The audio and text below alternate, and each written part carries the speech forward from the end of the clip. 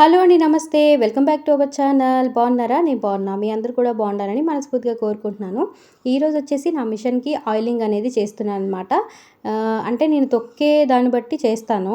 నేనొచ్చేసి నాకు తెలిసినంత వరకు డైలీ అయితే మిషన్ తొక్కను కదా! సో, అందుకే ఒక 2 టైమ్స్ అనేది ఆయిలింగ్ అనేది చేస్తా. సో, కింద పాదం అనేది అరిగిపోతదని చెప్పేసి నేను పైకి పెట్టానండి. అది కిందకి పెట్టి మనం తొక్కడం వల్ల ఏమవుతదంటే పాదం అనేది అరిగిపోతదనమాట. సో, ఇప్పుడు చూసారు కదా! నేను ఆయిల్ అనేది వేస్తున్నాను. నేనైతే అక్కడ ఆయిల్ వేయమని 3 బెజ్జాలు ఉంటాయన్నమాట. నేను అక్కడ వేస్తున్నా. అలాగే కింద గూడా వేశా నేను. ఎక్కువగా అయితే అక్కడే వేస్తాను. ఇంకెక్కడా వేయను. వాళ్ళు చూపించిన దాని ప్రకారం అయితేనే వేస్తాను. ఇంకెక్కడ చాలామంది ఎక్కడ బెజ్జం ఉంటే అక్కడ వేస్తారు. చూపిస్తా ఉంటారు గానీ నేను అవన్నీ ఫాలో అవ్వలేదండి. సో, ఇప్పుడు ఆయిల్ చేసిన తర్వాత ఎంతైనా కొంచెం కింద కారుతుంది కదా! అదంతా కూడా నేను తుడిచేసుకున్నాను. ఇప్పుడొచ్చేసి బాబిన్‌కి దారం ఎలా ఎక్కించుకోవాలో చూపిస్తానండి. నేనొచ్చేసి 2 పద్ధతుల ద్వారా ఎక్కిస్తాను.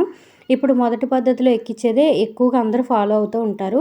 దారం అనేది ఎప్పటికి మన వైపుకి ఉండాలనమాట. అప్పుడు ఎక్కించడానికి దారం అనేది మంచిగా ఎక్కుతుంది. స్టిఫ్‌గా పట్టుకోండి.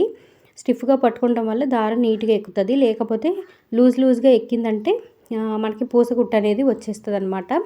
సో, ఇప్పుడు ఫస్ట్ నేను ఎక్కించాను కదా! అది అయిపోయిన తర్వాత ఇప్పుడు చూడండి ఉషా మిషన్‌కి పక్కన ఇది ఫిట్టింగ్ చేసుకునేది ఉంది కదా! ఇక్కడ బాబిన్ పెట్టుకునేది నేను చెప్పాను కదా స్టార్టింగ్‌లో మీకు.